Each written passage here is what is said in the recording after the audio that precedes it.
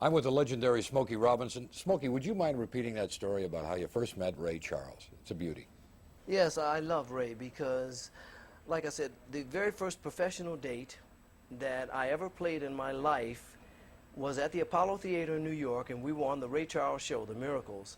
And when we got to New York that morning for the rehearsal prior to the show starting, we didn't have formal arrangements, you know. Right. So we got there, and Ray Charles wasn't there yet, but however his band was there because they were going to play for everybody on the show, and the manager of the Apollo Theater, and everybody was livid because we didn't have arrangements, and they said we didn't know what we were doing, we were unprofessional and so on. So of course we were only like 17, we didn't know the first date. So Ray comes in, he said, "What's going on?" They told him what was happening. He says, "Anybody in the group who knows the songs?" I said, "Yes, I know the songs." He said, "Okay, come to the piano." He said, "Can you play them?" I said, "Yes, I can play them," you know, so I started playing them. He said, "Move over." He sat down on the piano. He said, "I want you to sing it while I play it." He starts playing a song, I start singing. He says, "Okay, trombones, write this down." Ba ba ba ba ba ba ba. They wrote that down. Trumpets, play da da da da da da da. They wrote that down. Saxophones, I want you to play ooh ba ba ba ba ba. Did a whole arrangement on our songs right there at the rehearsal hall that morning. He's been my man ever since. You know, Smokey, I don't know how many times I watched the 25-year reunion of Motown. I mean, I've watched it so many times, and also the reunion on the Apollo. Smokey Robinson had a special place there. How did it feel with your peers and that outpouring they gave you? It really makes me feel good. I feel very good about that. I feel very good about my life with Motown. I feel very blessed because I've gotten a chance to live my life doing something that I absolutely love. And it makes whatever the hard part of it is much easier.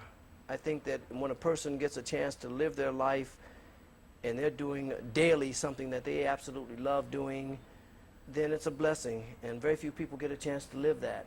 And I feel very fortunate that I have. And you were in the right place at the right time No with the question right about talent. it. No question about it. I booked in for a telethon we hold here last year. I booked in a lady that I've been so fond of for so many years. She's so shy. When I met her, I couldn't believe it. Mary Wells. Now, you had a great experience with Mary Wells, one of the first Motown hits. Was it not My Guy? No, that was... one of the first. Yeah, it was one of the first hits, but Mary Wells was my first female artist that I had free reign with, you know. And I love Mary. I see her a lot of times now, you know, and we talk about the old days. In fact, at one point we had talked about even getting together, doing some new stuff. But it was really wonderful working with her, and she was always kind of an inward kind of person, you know. But in the studio, she's out, you know what I'm saying? She comes right out, and it was great fun working with her. Was the record shop around the first one that really got the Miracles going and Motown? Yes, it was. It was the very first one that got the ball rolling, really, for the Miracles and, of course, for Motown. We had had other records out at Motown before that time, and the very first national release was the record that we had just before then. As the Miracles, we had a record called Way Over There, which was the very first national release ever on Motown, because prior to that time, Berry would record the records on us and on our other artists, and when they became too big for Motown to handle, because we were only set up locally and through a few townships outside of Detroit, right.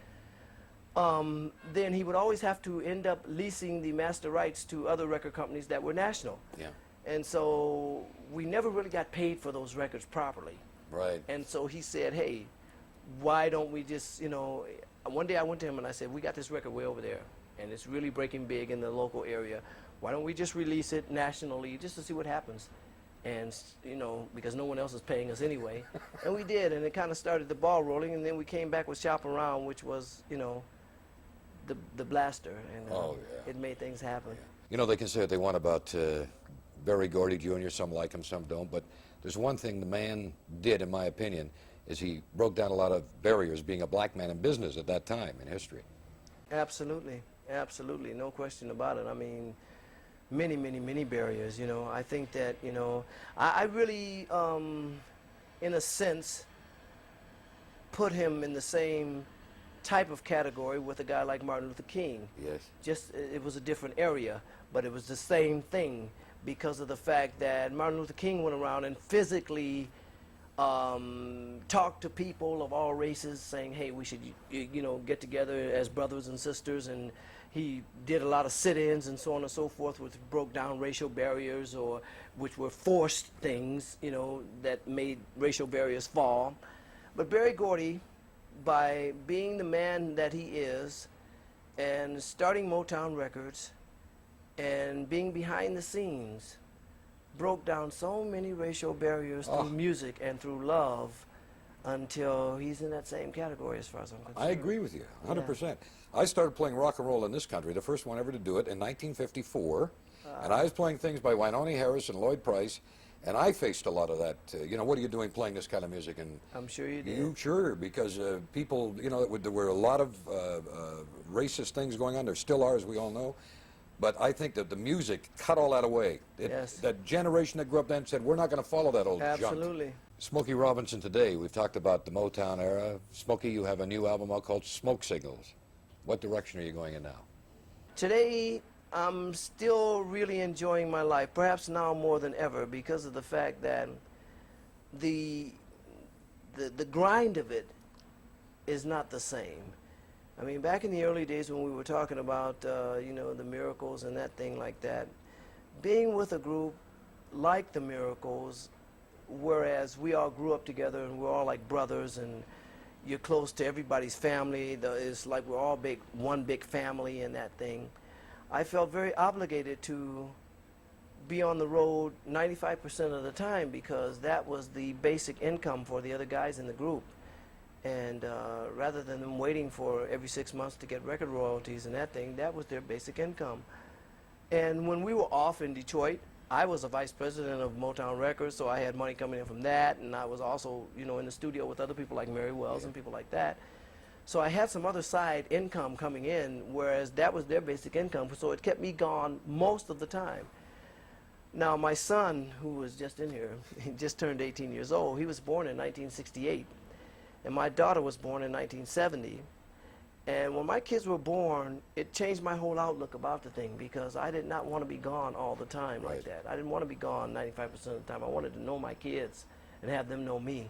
So therefore, I left the group.